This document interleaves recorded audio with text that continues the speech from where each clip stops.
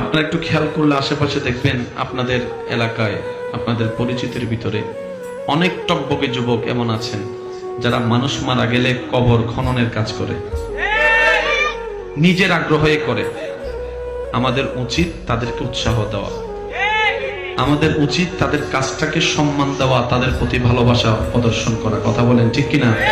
কারণ ভালো কাজে যত প্রশংসা করবেন, সাপোর্ট দিবেন, ভালো কাজ বাড়তে থাকবে, ভালো কাজ বাড়তে থাকবে। আফসোসের বিষয়, এটা আমাদের ব্যর্থতা। কবর খনন করার জন্য যারা আসে, পরবর্তী সময় তাদের আমরা একটু খবরও নিই না, এমন অনেক মানুষও আছে।